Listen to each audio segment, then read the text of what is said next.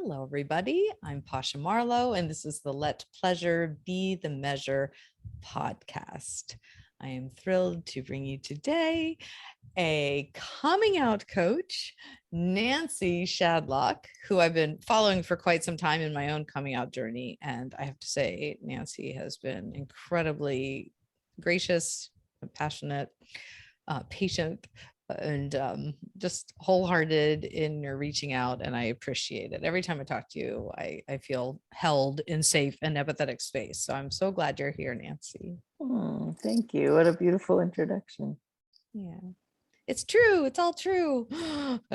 I remember meeting you. Well, I think I reached out to you because of your podcast. I listened to your podcast, and then you had a book club at the time based on the book Untamed. And then you had some wonderful retreats that unfortunately I wasn't able to attend. But I really appreciated how you held space in the book club and how you create beautiful community. That seems to be one of your gifts that I would love to talk about today, as well as your coming out coaching and your new project, which I will let you explain. Yeah. Yeah. Do you want to tell us a little bit about your work just to give people a context?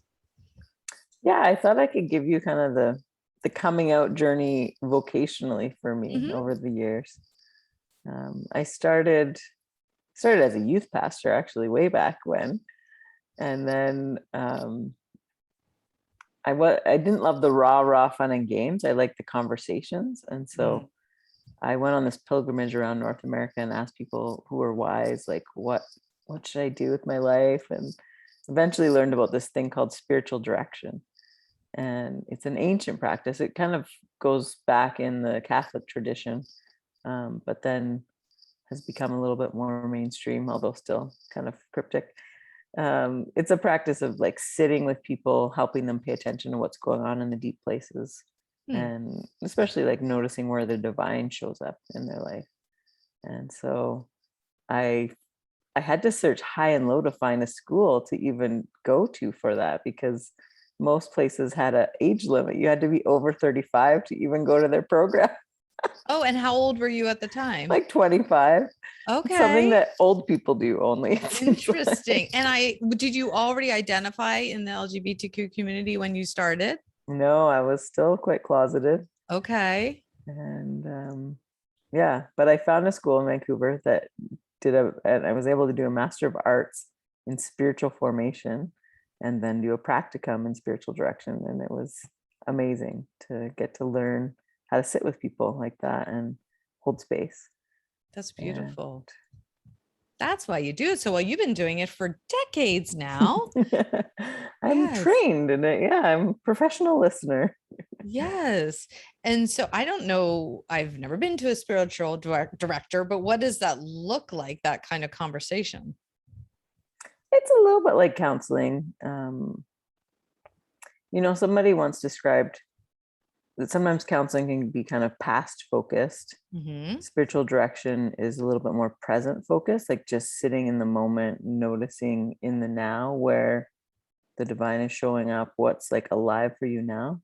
And then coaching is a little bit more future focused, of like, what do you want to create? What's next? And so it's been interesting because I've kind of gone from spiritual direction now more into coaching and more of that future focus, but still trying to maintain some of that like presence and helping people notice what's alive for them right now, what new truth they need to notice in their life.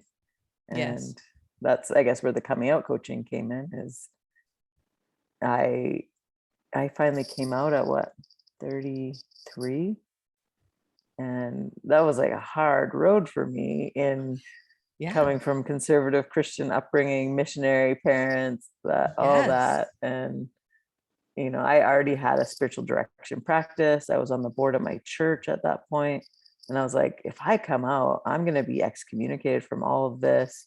No one's going to respect me in my field anymore. So it was super scary. But it came to that point where it's like, it's too painful to stay in the closet. I have to do something different. And so I did. And you love the story of the wedding. Do you want me just to tell that story? I just think it's great because you just spoke to the pain of holding something in, which I talk about a lot. And it feels painful. It feels stuck. It's stuck in our body. I feel like I had chronic illness and inflammation before I came out, and then it was released. And so I love hearing the wedding story, because I always wonder, like, what is that moment when it literally is like stuck in our throat? We're like, we literally have to like spit it out or scream it out, because it's like a boiling point. I don't know. So that's what it felt like when I heard your story similarly. Yeah. So I was at a friend's wedding. It was like an old church camp friend that I'd grown up with, and she was marrying a woman down in Mexico. It was an all-inclusive. And so we went down for the week, and we're all hanging out, and we were at the pub one night, and we're all sitting around, and these drunk guys come in, and they're like, "So how many lesbians are there at this lesbian wedding?" And everyone laughed, and then they're like, "Well, guess."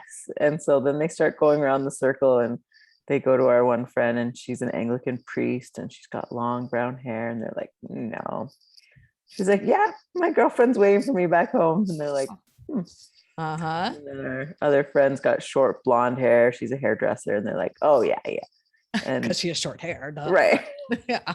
And she's like, "No, my husband and 3 kids are waiting for me back home." Oh my goodness. And they're like, "Huh." And then they get to me, and they're like, "I don't know." And I'm like, "I don't know either." And that was that moment of confession for me, of just like spewing it out.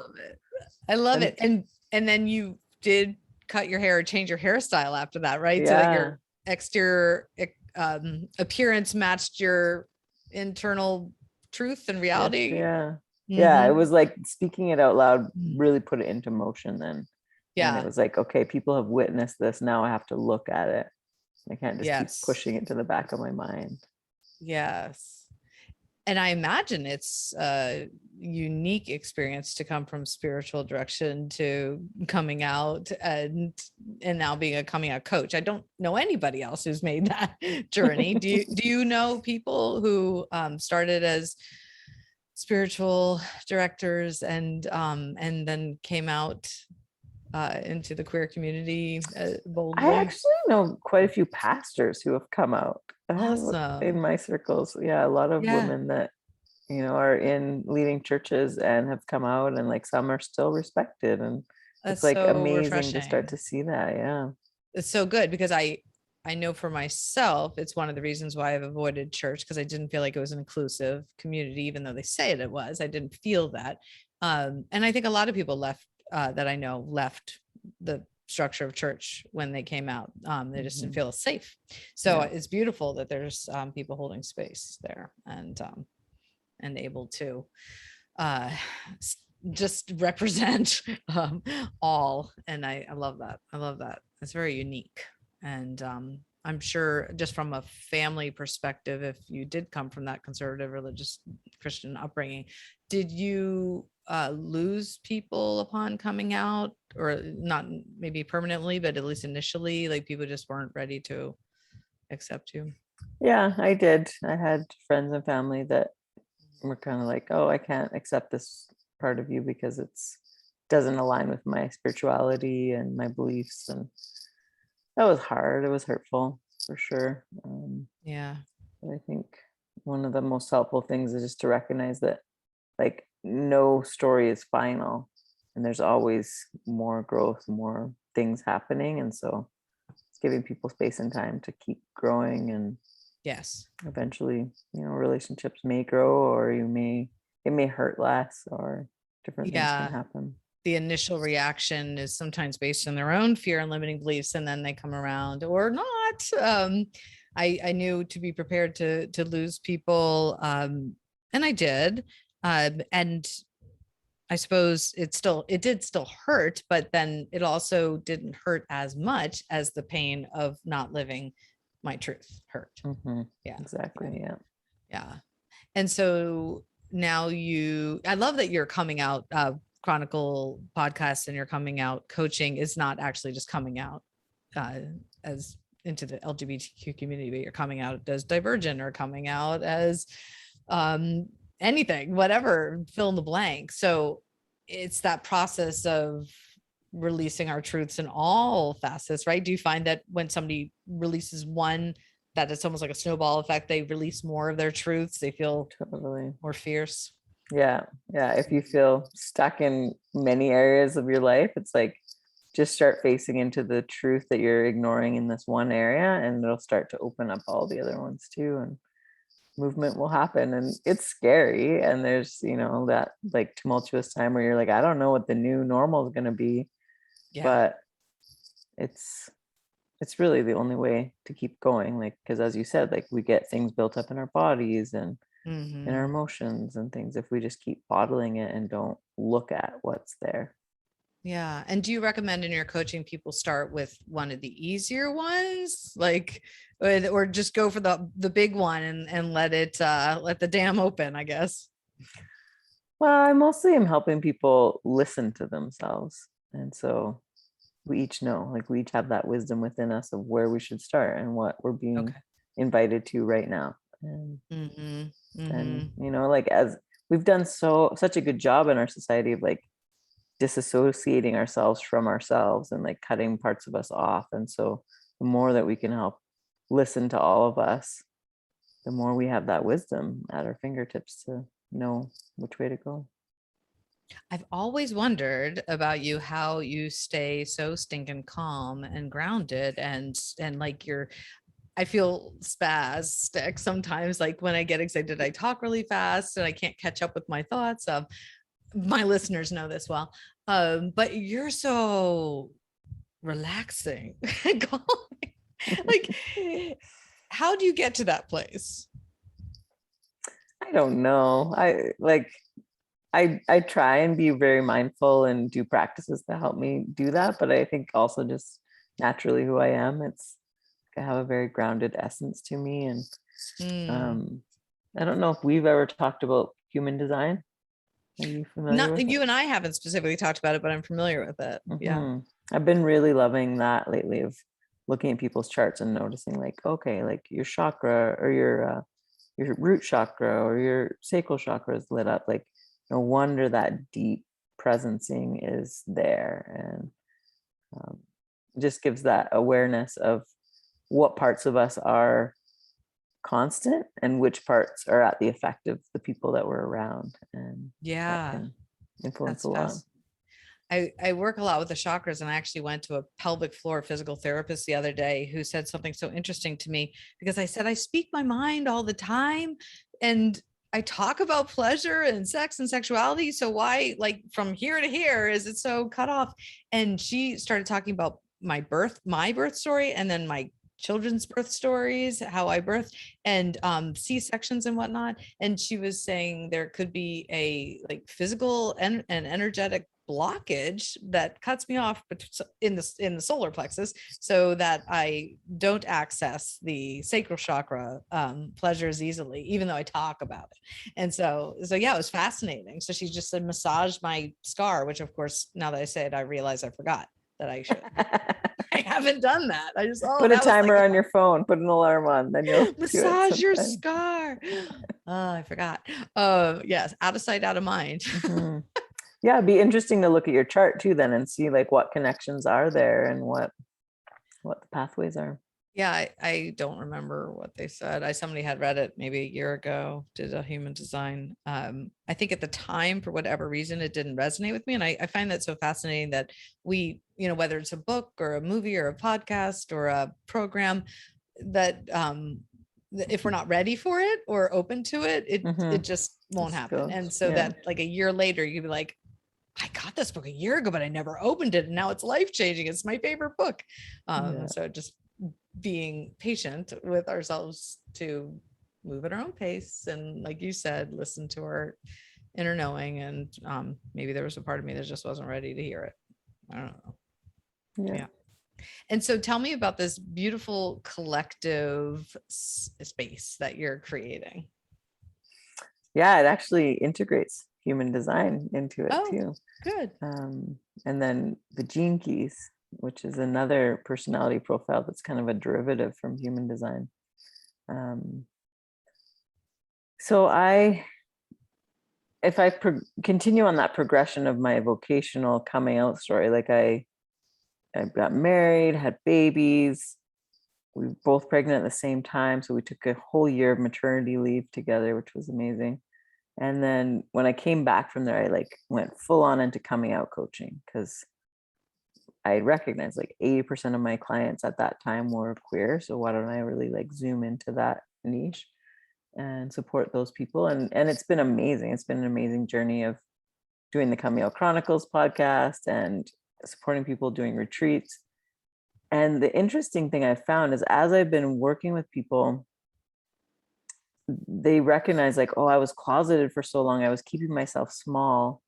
And then when I've like spoken my truth now and come out, there's so much more of me that I want to share with the world, and like just like entering it in a bigger way and more I want to give. And so I've kind of made a subtle shift lately from being a coming out coach to being a coming in coach, and recognizing that in some ways coming out coaching denotes that there's a problem and like you need help because you're coming out, and that's different than other people. And I just a subtle shift from that to coming in and like coming into ourselves. And you're right, we all need that support of coming into who we are, connecting in with ourselves.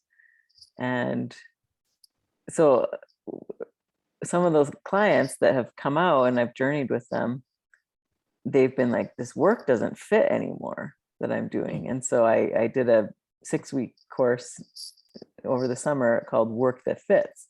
And we discovered like what is the work that is more fitting to you, and use a bunch of different personality tests and profiles and exercises that help them get clear on that.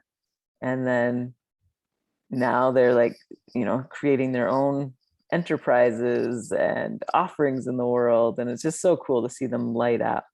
And then around a similar time, I feel like I got this divine download to create this collective. And like, I could not have dreamed this up if I tried. So it truly feels like something not of me, but just that I'm this vessel to bring it into the world at this time. It was called the Flame Tree Collective. And I'm bringing together 12 people over 6 months. And we're going to get really clear on like, what is your superpowers? What is unique about you?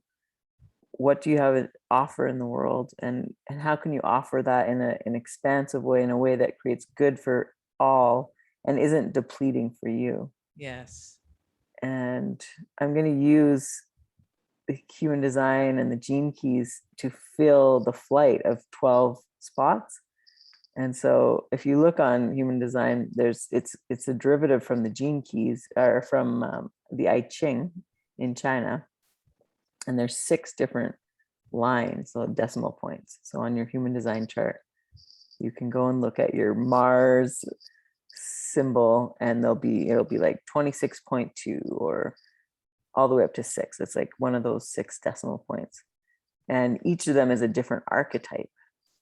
And so I'm looking particularly at the vocation sphere, like what is your work in the world, and which of these 6 archetypes are you? And the best way to describe it is like, imagine if we're all going to create a movie together. We need the point ones, who are the script writers, and the point twos market the movie, and the point threes are the producers. And that's my point. And so as I've gotten more clear on my purpose, it's like, okay, my purpose is to bring together the script writers and the marketers and like all the people to talk to each other. And then it goes all the way up to the point sixes that are the philanthropists, and they get to like turn the head of the whole group to say like, this is the way we could have the biggest impact in the world. Nice. And so there's 12 seats on this flight. Like if you look at the website, it's got actual 12, a flight plan or a floor plan of the seat of the plane. And so it's been really fun, like just so playful to fill it in that way, and just be like, okay, there's only 2 people that can come of this style. Wow. And as everyone starts to learn this aspect of themselves more, they're going to live into it more in their own life, in their own businesses. but then have this like playground to play with that energy and see this like stacked team come together Yes. and be like, we can create something amazing in the world. Yes. And as we're meeting with each other every other week over 6 months, we're going to create this amazing community. And we're going to be able to like notice all of these skills within each other and the through lines of, yes, there's something that we're all passionate about. And so one of the things that we're going to do together is create a nonprofit or a business or something in the world nice. that So does good culminating. for all. Yeah. It sounds like a beautiful collaboration, and I love programs that end in a culminating event. I know mine does as well with the comedy performance, but it's like to have something tangible to look forward to, and then something tangible you're putting out into the universe in collaboration is going to be so empowering, because not everybody wants to write a book or do a podcast or do a TED talk. And I think it's beautiful that you're opening up to all the archetypes, and many people are, I think sometimes I think being visible is being loud in my activism, but I'm starting to learn that sometimes the quiet activism and the more grounding and introverted activism is equally as powerful. So yeah, I think it's beautiful that you're bringing all of those people together. And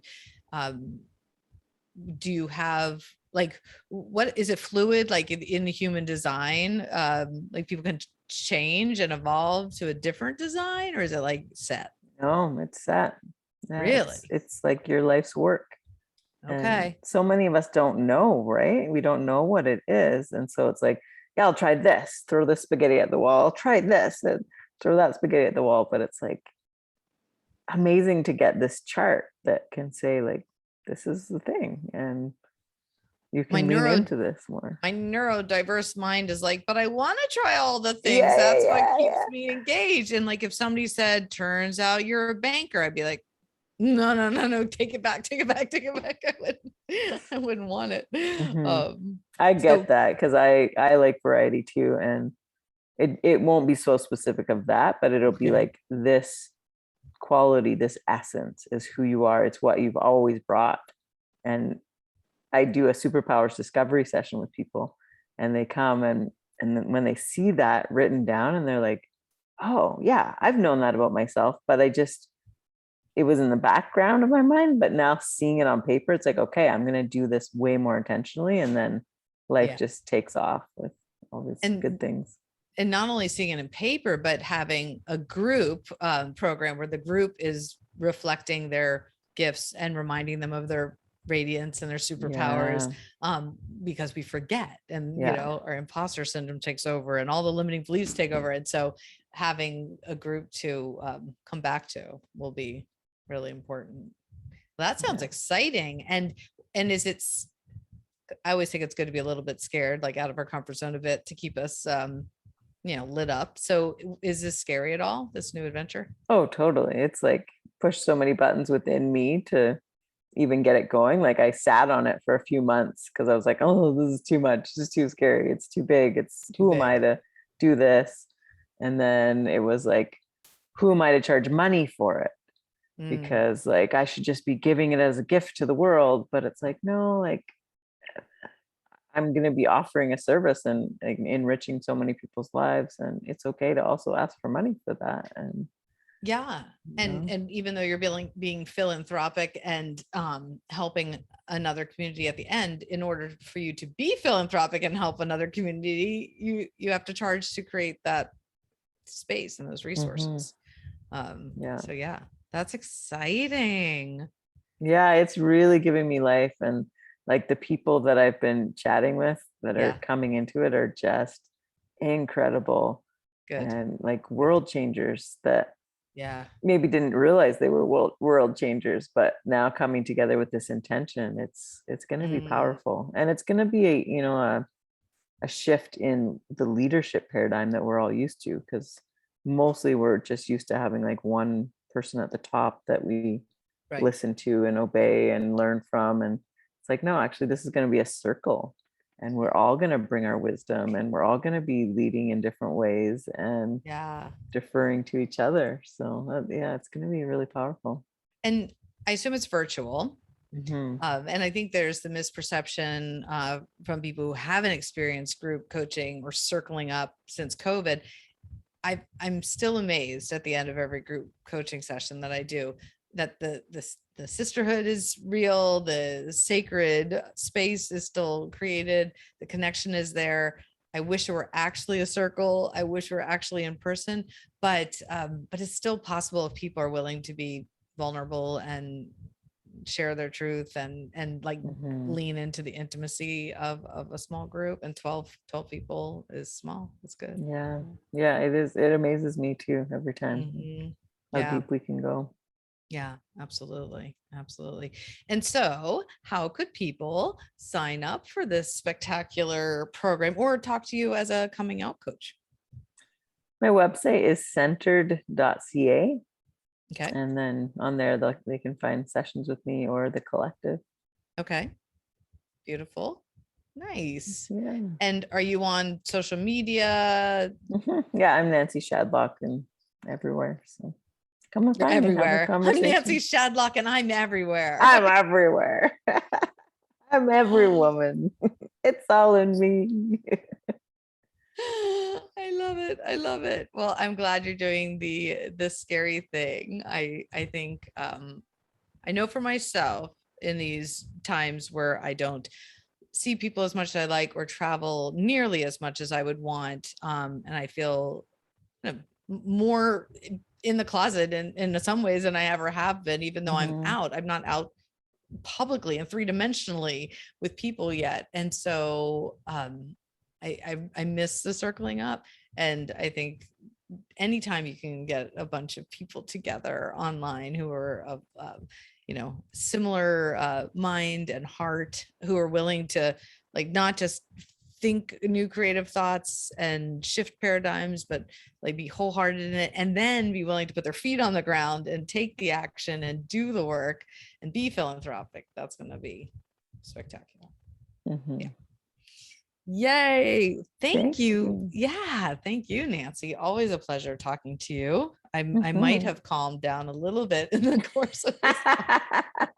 And I'm like singing. So, we traded spots. I've had some people say that they play my podcast at like the lower speed, like half speed, because I talk fast. So sorry, everybody. That's just me. I get excited, and then when I get lit up, I talk fast because my thoughts are coming out so quickly. I would be super excited to talk to any of you listeners out there. I always wonder who's out there listening and what are you taking from these conversations and what is it, inspiring in you? And yeah, questions, feedback, all of it. I'm open to it. So a couple options. One is to reach out to me via email, pasha@pashamarlow.com, or I offer a free coaching call through the Calendly link that's in the show notes. So happy to talk to you all and meet you all. And then, of course, reach out to Nancy for coming out coaching, coming out in all ways, and her new collective. So, yes. And of course, if you like this podcast, rate it, review it, subscribe to it, share it. I think that's like too much. Like I can't take it all. So like just pick one. Pick your favorite one of those. Do something. There you go. Just do something. All right. Thank you all for listening. And thank you, Nancy, for being here. Thank you for having me. It was really fun to be with you. Thanks, Nancy. We'll talk soon. Bye.